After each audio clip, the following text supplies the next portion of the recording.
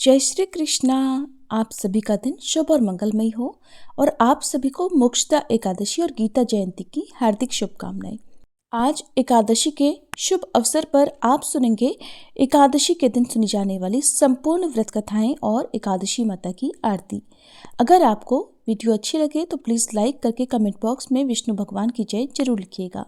धर्मराज युधिष्ठिर ने उत्पन्ना एकादशी की उत्पत्ति, महिमा और महात्म्य आदि सुनकर भगवान कृष्ण से कहा, हे परम पूजनीय भगवान कृष्ण, हे त्रिलोकीनाथ, आप सभी को मोक्ष और सुख देने वाले हैं।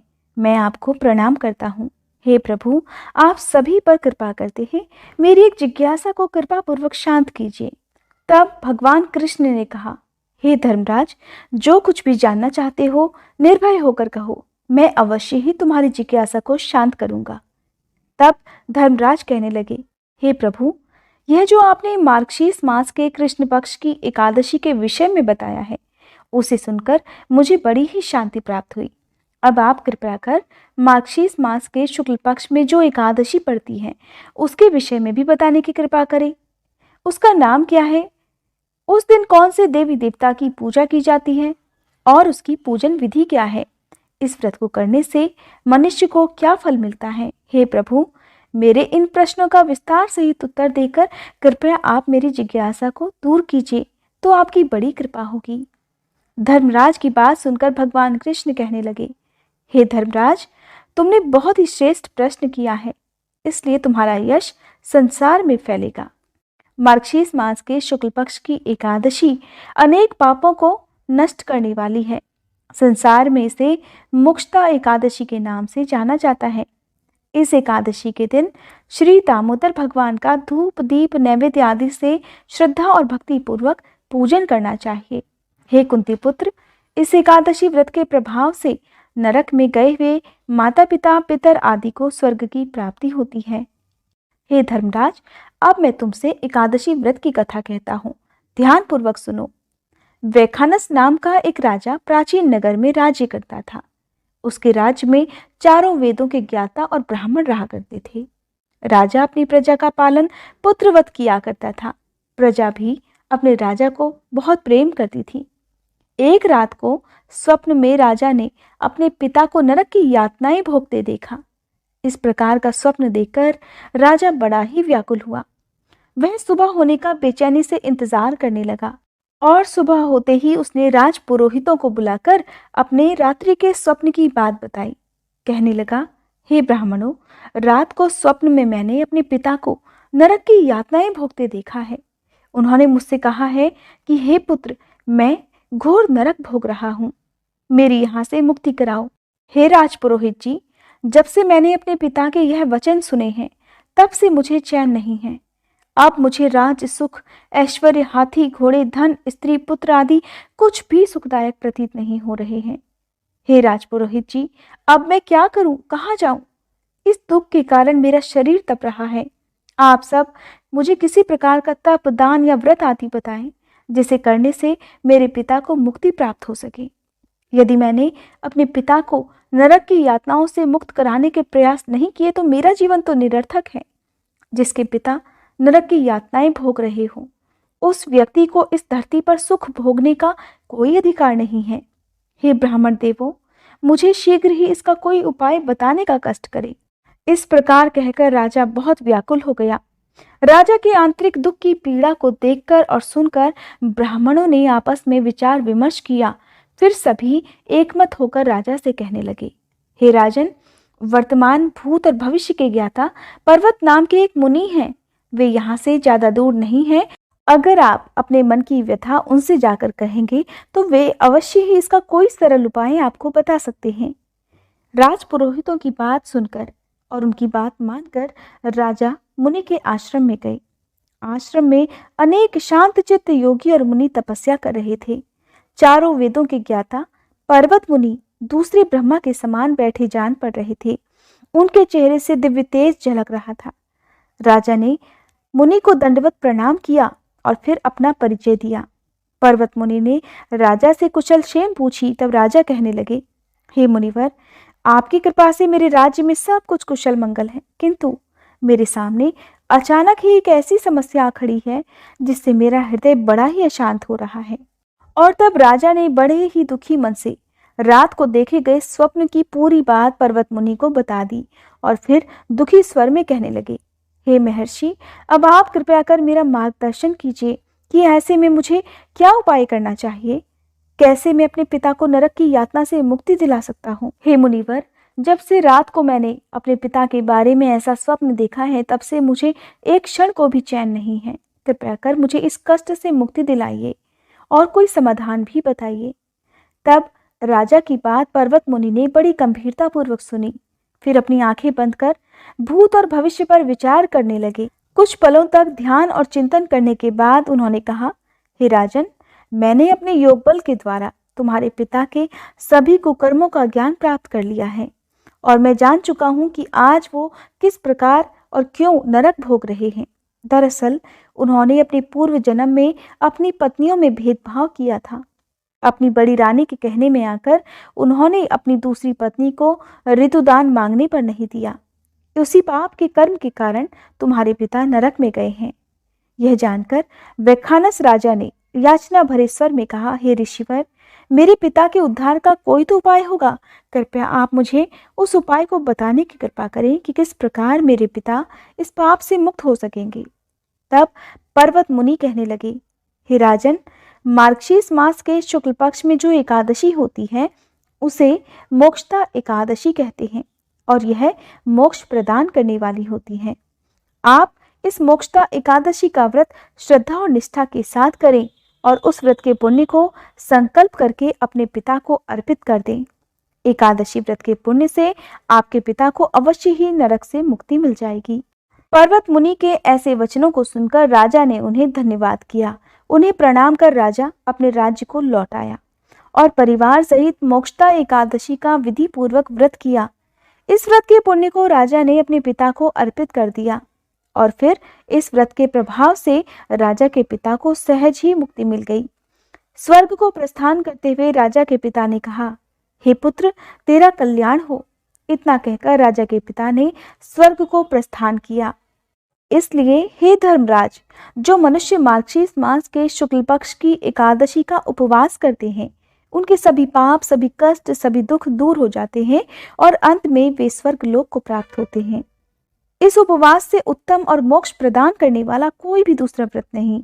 इस कथा को सुनने और पढ़ने से ही अनंत फल की प्राप्ति हो जाती है और यह व्रत मोक्ष प्रदान करने वाला चिंतामणि के समान है, जिससे उपवास करने वाले की सभी मनोकामनाएं शीघ्र पूर्ण हो जाती हैं। हे धर्मराज, प्रत्येक मनुष्य की प्रबल इच्छा होती है कि वो अंत समय में मोक्ष प्राप्त करे। मोक्ष की इच्छा करने वाले भक्तों के लिए मोक्षदा एकादशी का यह दिन अति महत्वपूर्ण होता है। इसलिए मोक्षदा एकादशी के दिन भक्ति भाव और विश्वास के साथ भगवान श्री हरि की पूजा अर्चना करनी चाहिए। यह माता पिता के प्रति भक्ति और दूसरों के लिए पुण्य अर्पित करने की श्रेष्ठ और पवित्र कथा है। मोक्षदा एकादशी का दिन केवल मनुष्यों का नहीं बल्कि उनके पितरों का भी भला करता है। अपने किसी सगे संबंधी, मित्र, बंधु को भी इस उपवास का फल अर्पण करने से उनके भी पापों और क्लेशों का नाश हो जाता है।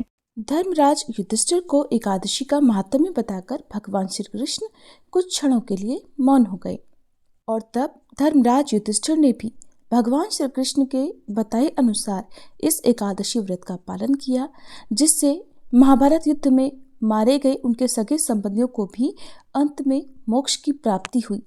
अब सुनिए भगवान विष्णु की कृपा पाने के लिए, उन्हें प्रसन्न करने के लिए तुलसी माता की कहानी। बहुत पहले की बात है। एक नगर में एक ब्राह्मण और ब्राह्मणी रहते थे। उनकी कोई संतान नहीं थी। ब्राह्मण प्रतिदिन सुबह नदी में स्नान करने के लिए जाया करते थे। घर आकर पूजा पाठ किया करते थे। फिर एक दिन की बात है, संध्या के समय ब्राह्मण नदी पर गए। नदी पर जाकर संध्या का स्नान किया। स्नान करके फिर जब जाने लगे तो पीछे किसी ने आवाज लगाई, बाबा मैं भी आऊं? ब्राह्मण ने पीछे मुड़कर देखा तो कोई नहीं था। वह फिर आगे चलने लगे तो पीछे से फिर आवाज आई। अब ब्राह्मण सोचने लगा कि कोई भी आवाज देने वाला दिखाई क्यों नहीं दे रहा है। फिर से वह चलने के लिए तैयार हुए तो पीछे से एक आवाज फिर आई, बाबा मैं भी आऊं? इस बार ब्राह्मण कहने लगा कि कहीं भूत प्रेत हो तो बिल्कुल मत आना, कोई देव हो तो जरूर आना। इतने में ही 5 वर्ष की एक सुंदर सी छोटी सी कन्या आई और बोली, बाबा मैं आपके घर चलना चाहती हूँ। छोटी सी कन्या को देखकर ब्राह्मण बहुत प्रसन्न हो गए। उन्होंने झट उसकी उंगली पकड़ ली और उसे लेकर अपने घर आ गए। घर आने पर जब ब्राह्मणी ने उस कन्या को देखा तो पूछने लगी, ये छोटी कन्या किसकी है? कन्या बोली, माँ मैं तो आपकी बेटी हूँ। अब उसने ब्राह्मण से पूछा कि क्या बात है? तो ब्राह्मण ने कहा, हाँ हाँ ये हमारी ही बेटी है। तब ब्राह्मण की पत्नी कहने लगी, सच में ही हमारी बेटी है? तब उस कन्या ने उन दोनों को माँ पिताजी कहकर पुकारा, जिसे सुनकर वे दोनों पति पत्नी बहुत प्रसन्न हो गए। अब ब्राह्मण की पत्नी सोचने लगी कि इस कन्या का नाम क्या रखें।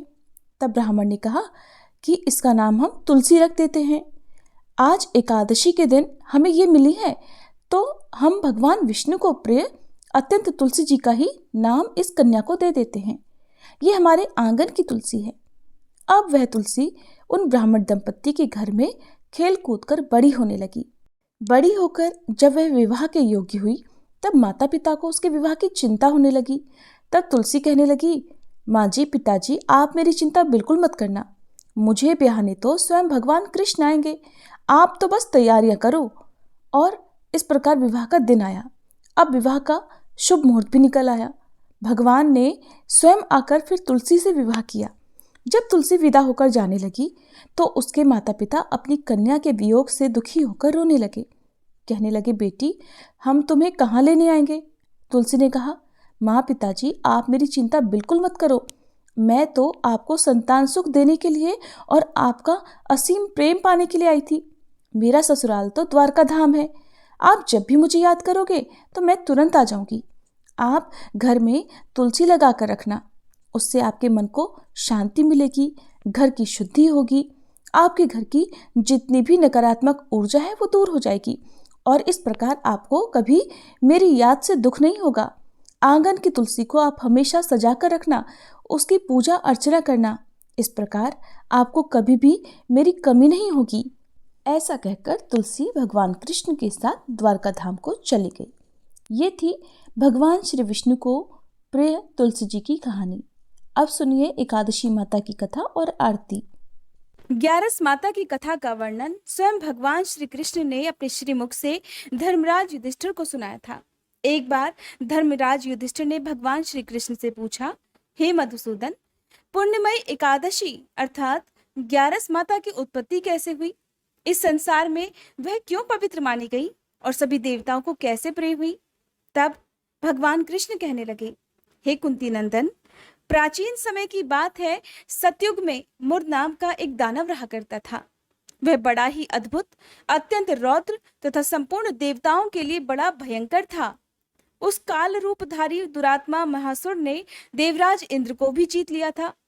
सभी देवता उससे परास्त होकर स्वर्ग से निकाले जा चुके थे और शंकित तथा भयभीत होकर पृथ्वी लोक पर विचरा करते थे। एक दिन सभी देवता भयभीत होकर महादेव जी के पास गए। वहां देवराज इंद्र ने भगवान शिव को प्रणाम करके उन्हें आगे का सारा हाल कह सुनाया। देवराज इंद्र कहने लगे, हे महादेव, ये देवता स्वर्गलोक से निकाले जाने के बाद पृथ्वी पर भटक रहे हैं। मनुष्यों के बीच रहना इन्हें शोभा नहीं देता। हे देवाधिदेव, कोई उपाय बताइए, देवता किसकी शरण में जाएं? देवराज इंद्र की बात सुनकर महादेव कहने लगे, देवराज, जहां सभी को शरण देने वाले, सबकी रक्षा में तत्पर रहने वाले जगत के स्वामी भगवान गरुड़ध्वज विराजमान है, वहीं पर जाओ, वही तुम लोगों की रक्षा करेंगे। भगवान श्री कृष्ण कहते हैं, हे धर्मराज, महादेव जी की ये बात सुनकर परम बुद्धिमान देवराज इंद्र संपूर्ण देवताओं के साथ क्षीर सागर में गए, जहां भगवान गदाधर सो रहे थे। देवराज इंद्र ने हाथ जोड़कर उनकी स्तुति की। देवराज इंद्र इस प्रकार स्तुति करने लगे, हे देव देवेश्वर, आपको नमस्कार है। देव, आप ही पति, आप ही मति, आप ही कर्ता और आप ही कारण हैं। आप ही सब लोगों की माता और आप ही इस जगत के पिता हैं। देवता और दानव दोनों ही आपकी वंदना करते हैं। हे पुंडरीकाक्ष, आप दैत्यों के शत्रु हैं। हे मधुसूदन, हम लोगों की रक्षा कीजिए, हम इस समय संकट में हैं। हे प्रभु, हे जगन्नाथ, अत्यंत उग्र स्वभाव वाले महाबली मुर नामक दैत्य ने इस संपूर्ण देवताओं को जीतकर स्वर्ग से बाहर निकाल दिया है। भगवान, हे देव देवेश्वर, हे शरणागत वत्सल, देवतागण भयभीत होकर आपकी शरण में आए हैं। दानवों का विनाश करने वाले हे कमल नयन, हे भक्त वत्सल, हे देवेश्वर, हे जनार्दन, हम सब की रक्षा कीजिए, रक्षा कीजिए। भगवान, शरण में आए हुए देवतागणों की रक्षा कीजिए, इनकी सहायता कीजिए। देवराज इंद्र की स्तुति सुनकर भगवान श्री हरि बोले, देवराज, ये दानव कैसा है? उसका रूप और बल कैसा है? और उस दुष्ट के रहने का स्थान कहाँ है? कृपया इसका विस्तार पूर्वक वर्णन करो। तब देवराज इंद्र इस प्रकार बोले, देवेश्वर, पूर्व काल में ब्रह्मा जी के वंश में तालजंघ नामक एक महान असुर उत्पन्न हुआ, जो अत्यंत भयंकर था। उसका पुत्र मुर दानव के नाम से विख्यात है। वह भी अत्यंत उत्कट, महापराक्रमी और देवताओं के लिए अति भयंकर है। चंद्रावती नाम से प्रसिद्ध एक नगरी है, उसी में स्थान बनाकर वह निवास करता है। उस दैत्य ने समस्त देवताओं को परास्त करके उन्हें स्वर्गलोक से बाहर कर दिया है। उसने एक दूसरे ही इंद्र को स्वर्ग के सिंहासन पर बिठाया है। अग्नि, चंद्रमा, सूर्य, वायु तथा वरुण भी उसने दूसरे ही बनाए हैं। हे जनार्दन, मैं सत्य कह रहा हूं, उसने सब कोई दूसरे ही कर लिए हैं। सभी दूसरे देवताओं का निर्माण कर लिया है, और देवताओं को तो उसने उनके प्रत्येक स्थान से भी वंचित कर दिया है। देवराज इंद्र की व्यथा सुनकर भगवान जनार्दन को बड़ा क्रोध आया। उन्होंने देवताओं को साथ लेकर चंद्रावती नगरी में प्रवेश किया। भगवान गदाधर ने देखा कि दैत्यराज बारंबार गरज रहा है और उससे परास्त होकर संपूर्ण देवता दसों दिशाओं में भाग रहे हैं। अब वह दानव भगवान विष्णु को देखकर बोला, उन्हें ललकारता हुआ इस प्रकार कहने लगा, दुष्ट, खड़ा रहे, खड़ा रहे। उसकी ये ललकार सुनकर भगवान के नेत्र क्रोध से लाल हो गए। वे बोले, अरे दुराचारी दानव, मेरी उन भुजाओं को देख। ऐसा कहकर श्री विष्णु ने अपने दिव्य बाणों से सामने आए हुए दुष्ट दानवों को मारना प्रारंभ कर दिया। दानव भय से विवल हो उठे।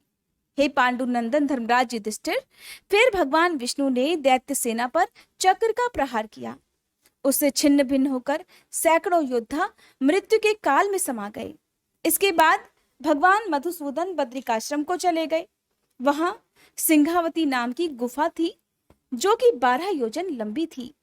हे पांडु नंदन, उस गुफा में केवल एक ही दरवाजा था। भगवान श्रीहरि उसी में विश्राम करने के लिए सो गए। वह दानव मुर भगवान को मारने के लिए उनके पीछे पीछे तो लगा हुआ ही था, अतः उसने भी उसी गुफा में प्रवेश कर लिया। वहां भगवान को सोता देखकर उसे बड़ा हर्ष हुआ।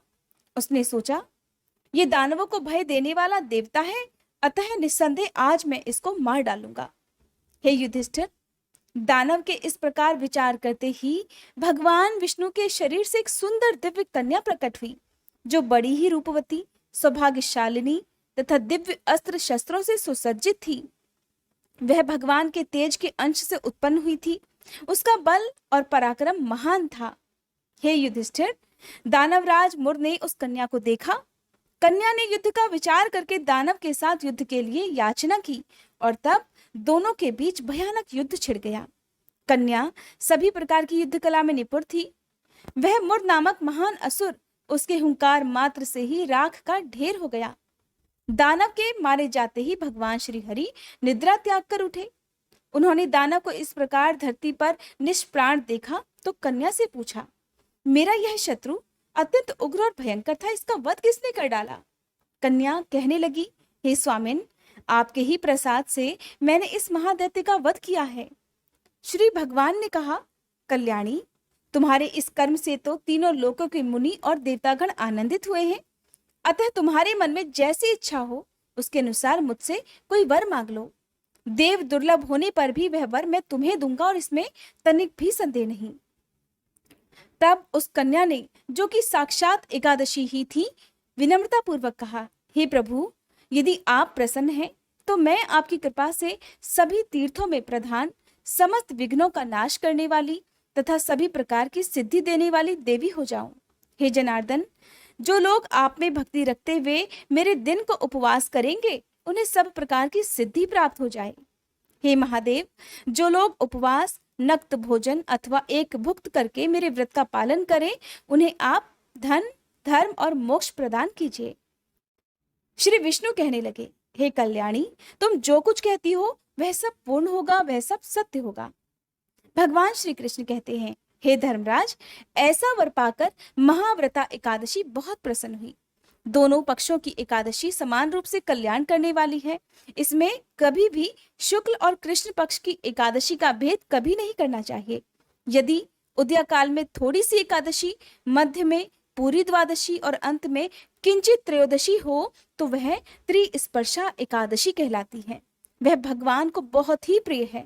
यदि एक त्रिस्पर्शा एकादशी को उपवास कर लिया जाए तो 1000 एकादशी व्रतों का फल प्राप्त हो जाता है और इसी प्रकार द्वादशी में पारण करने पर 1000 गुना फल माना गया है।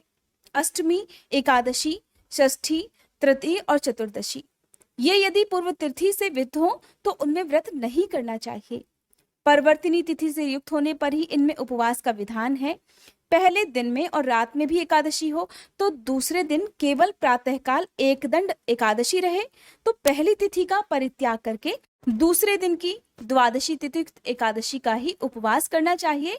ये विधि मैंने दोनों पक्षों की एकादशी के लिए बताई है। इस प्रकार जो भी भक्त एकादशी को उपवास करके 11 माता की इस कथा को श्रवण करते हैं या पठन करते हैं वह वैकुंठ धाम में जाते हैं, जहाँ साक्षात भगवान गरुड़ध्वज विराजमान रहते हैं। जो मनुष्य हर समय एकादशी के महात्म्य का पाठ करता है उसे 1000 गोदान के पुण्य का फल प्राप्त होता है। प्रेम से बोलिए एकादशी माता की जय। ओम जय एकादशी माता, मैया जय एकादशी माता।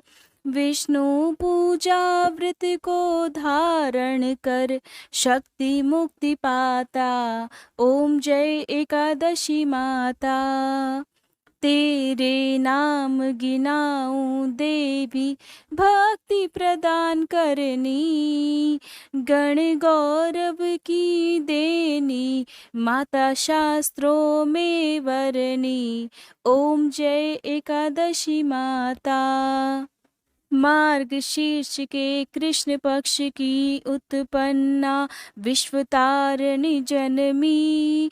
शुक्ल पक्ष में हुई मोक्षदा, मुक्तिदाता बन आई। जय एकादशी माता। पौष के कृष्ण पक्ष की सफला नामक है। शुक्ल पक्ष में होए पुत्रदा, आनंद अधिक रहे। ओम जय एकादशी माता। नाम षट तिला माघ मास में कृष्ण पक्ष आवे। शुक्ल पक्ष में जया कहावे, विजय सदा पावे। जय एकादशी माता। विजया फागुन कृष्ण पक्ष में शुक्ला आमल की। पाप मोचनी कृष्ण पक्ष में चैत्र महाबली की। ओम जय एकादशी माता। चैत्र शुक्ल में नाम कामदा, धन देने वाली। नाम बरूथनी कृष्ण पक्ष में वैशाख महावाली। ओम जय एकादशी माता। शुक्ल पक्ष में होए मोहनी, अपरा ज्येष्ठ कृष्ण पक्षी। नाम निर्जला सब सुख करनी, शुक्ल पक्ष रखी। जय एकादशी माता। योगिनी नाम आषाढ़ में जानो, कृष्ण पक्ष करनी। देव शयनी नाम कहायो, शुक्ल पक्ष धरनी। जय एकादशी माता। कामिका श्रावण मास में आवे, कृष्ण पक्ष कहिए। श्रावण शुक्ला होए पवित्रा, आनंद से रहिए। जय एकादशी माता। अजा भाद्रपद कृष्ण पक्ष की परिवर्तनी शुक्ला, इंद्रा आश्विन कृष्ण पक्ष में वृत से भव सागर निकला। जय एकादशी माता। पापांकुशा है शुक्ल पक्ष में आप हरनहारी, रमा कार्तिक में आवे सुखदायक भारी। ओम जय एकादशी माता। देवोत्थानी शुक्ल पक्ष की दुख नाशक मैया, पावन मास में करु विनती पार करो नैया। ओम जय एकादशी माता। परमा कृष्ण पक्ष में होती जन मंगल करनी, शुक्ल पक्ष में होई पद्मनी दुख दारिद्र हरनी। ओम जय एकादशी माता। जो कोई आरती एकादशी की भक्ति सहित गावे, जन गुरदिता स्वर्ग का वासा निश्चय वह पावे। ओम जय एकादशी माता। मैया जय एकादशी माता।